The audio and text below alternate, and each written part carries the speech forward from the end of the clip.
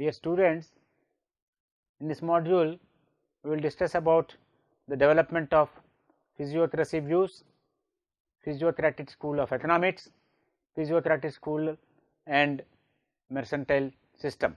As a result of this, one can have good knowledge about the population theories and the background for that. Physiocracy is an economic theory developed by a group of 18th century French economists. These economists believed that the wealth of nations is derived solely from the value of land agriculture or land development, and the agricultural products should be highly priced. The idea is derived from the agrarian system prevailing in the Roman Republic. In the Roman Republic, the dominant senatorial class was not allowed to engage in banking or commerce, but they were allowed to derive income from large parcel of their own land estates by growing grain, olive oil or wine. The slaves supplied the needed labor. Another inspiration came from China's economic system. That time, China's economic system was the largest economic system in the world. The Chinese society broadly distinguished 4 occupations: scholar, bureaucrats, and also agrarian landlords at the top, followed by merchants at the bottom, because they did not produce but only distributed goods made by others. Thus, in the Chinese society those days, we had scholars, bureaucrats, agrarian landlords and the merchants. The physiocracy movement is dominated by Francois Quesnay, who lived between 1694 and 1774, and Annie Robert Jacques Turgot, who lived between 1727 and 1781. Francois is a French economist of the physiocratic school. He published the economic table in the year 1758. The economic table provided the foundation of the ideas of physiocrats. Perhaps this was the first attempted study that described the working of the economy in an analytical way, and it is viewed as one of the first important contributions to economic thought. Annie Robert Jacques Turgot, commonly known as Turgot, is also a French economist and a physiocrat. Turgot is remembered as an early advocate for economic liberalism, and he is also thought to be the first economist to have recognized the law of diminishing marginal returns in agriculture. To start with, physiocracy economics is not a scientific discipline. The physiocrats are commonly known for their simplistic economic idea. Their important contribution to economics is the methodological approach to the study of economics. The physiocratic school of economics is the first to see labor as the only source of value. According to the physiocrats, agriculture production is dependent on only labor that would create wealth to the nation. That means physiocrats totally supportive of labor oriented agrarian economy. The physiocrats totally supportive of labor oriented agrarian economy. When the physiocrats were formulating their ideas, the European autonomy was almost agrarian in totality. This apparently was the reason for the theory to consider only agricultural labor to be the valuable. Physiocrats viewed surplus production of agriculture goods and services were derived from the power of human labor or animal muscle. Thus, it is clear that the physiocrats considered surplus production and services to be derived from the power of human labor. The capitalists, the owners of land, were getting rent on the land given to the farmers and laborers for agriculture production. The physiocrats did not approve city life as it is dominated by the capitalists. They approved more natural living style of the farmers. They called themselves as less economics or less economics, but are generally referred to as physiocrats to distinguish them from the other schools of economic thought. Now let us talk about the physiocratic school and mercantile system. The mercantile system can be described as the expression of the rising power of absolute monarchs who attempted to consolidate their state. Mercantilist idea and policies were designed to guarantee and increase the power and wealth of kings and the prosperity of the mercantile class. Thus, the policies were aiming at increasing the power and wealth of the kings and prosperity of the mercantile class. The mercantilists tried to reduce the influence of the landed nobility. Also, the wealthy merchants were taxed, and thus the ruler indirectly enriched himself by supporting the merchants.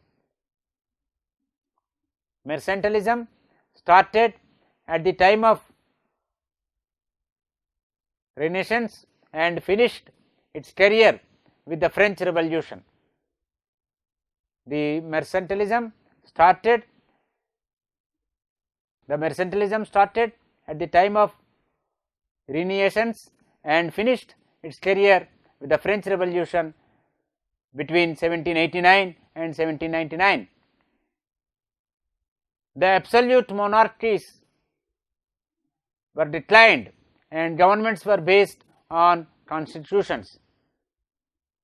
The mercantilists, however, did not create a school of thought as did the physiocrats or the classical economics. This is the difference between these three types of people. The physiocrats and classical economics came out with their own thoughts, whereas the mercantilists did not come out with a school of thought. Mercantilism seemed essentially a system of power economics, as opposed to the welfare economics of the classical school or physiocrats. The mercantilist writers felt that a large and growing population would be beneficial to the state and to the ruling class. This may be because mercantilism closely followed a period of population decline due to the Black Death and the 100 Years' War. In several parts of Europe, more than half of the inhabitants succumbed to plague disease. So, there was high level of mortality in several parts of Europe because of plague. Towns and villages saw their populations dwindling and often economic crisis followed the demographic crisis. So, there was plague epidemic, as a result of which there was high level of mortality, which resulted in decrease in the population. It was followed by economic crisis as well. Infant mortality was high and remained so until the medical discoveries happened in the 19th century. The death rates among children got further enhanced as a result of engagement of children in miserable working conditions. Perhaps the child labor and the children working in risky and unhealthy situations led to higher death rates among the children. Therefore, a high birth rate was deemed necessary to ensure a future adult population. So, because of the epidemics, there was decline in the population because of high levels of mortality. There was also high level of child deaths that resulted in reduction in the population. As a result of these factors, the feeling was that to have future adult population, higher birth rate was necessary. Each of the nations wished that it should dominate its rivals, and more often it resulted in wars between different nations.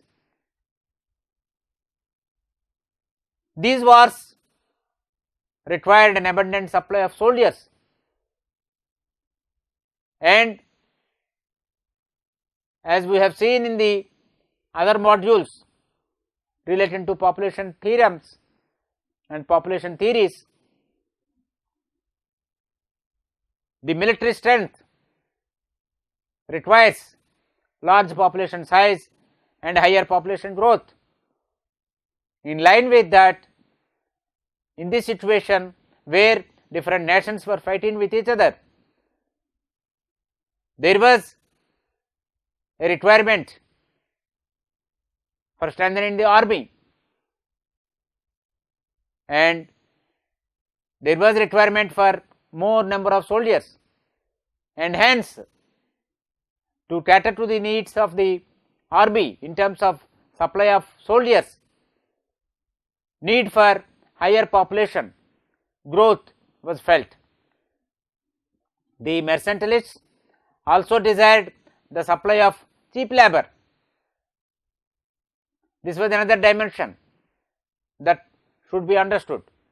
While mercantilists advocated large population as a source of labor supply, the physiocratic school thought that large population would lower the standards of living.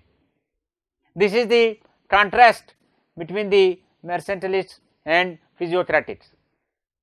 While the farmer advocated for large population to ensure labor supply, the latter, that means the physiocratic school, thought that large population would lead to reduced standards of living.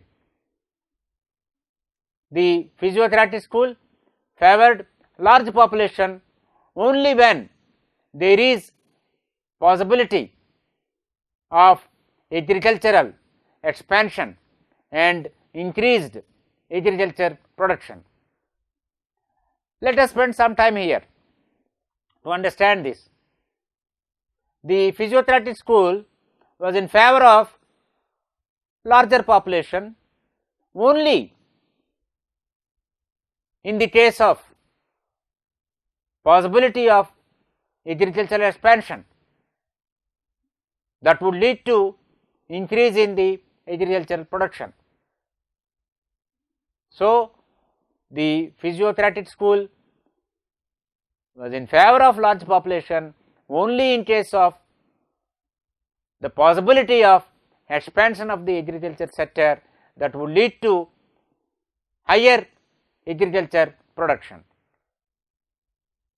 So, to summarize, this module helped us in getting a comprehensive understanding about the thinking of physiotherapists and mercantilists. To reiterate, the physiotherapists believed that the wealth of nations is derived solely from the value of land, agriculture or land development, and the agricultural products should be highly priced. So, the emphasis was about wealth of nations that need to be derived from the value of the agricultural land and land development, and the physiotherapists also gave emphasis to the price of the agricultural products. We also have seen that the physiotherapeutic idea was derived from the agrarian system that was prevailing in Roman Republic. The land was owned by senatorial class, while the slaves supplied the labor. The division of the society by class was clearly visible in the Roman Republic, and the physiocratic idea also got inspiration from the economic system that was prevailing in China at that point of time, which happened to be the largest economic system of the world at that point of time. As we have seen, the Chinese society was broadly categorized into 4 occupation groups, namely the scholar, bureaucrats and agrarian landlords at the top, and merchants at the bottom. The division was very clear. The merchants were placed at the bottom because they did not produce. The role of merchants was to distribute the goods produced by others. The physiotherapists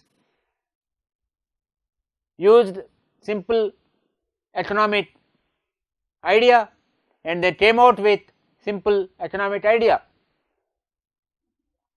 If we look at the contribution made by the physiotherapists, as we have seen, the important contribution by the physiotherapists to the field of economics or the discipline of economics is in terms of the methodological approach to the study of economics.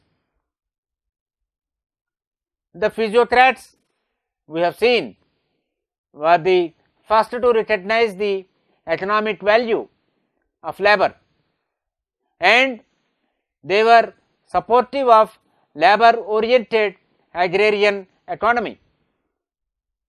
That means we have seen the role played by the physiotherapists in recognizing the economic value of the labor, and as we have seen, the physiotherapists were completely supportive of labor oriented agrarian economy. The physiotherapists also considered surplus production of the agricultural goods and services as products derived from the power of human labor or animal muscle. This is in line with the earlier point we discussed, because the physiocrats gave lot of importance to the labor, and they also felt that the surplus production of goods or services in the agricultural sector were derived because of the power of the human labor or animal muscle. Perhaps that time animals were also used in the agriculture production, which we see in some of the developing countries even now.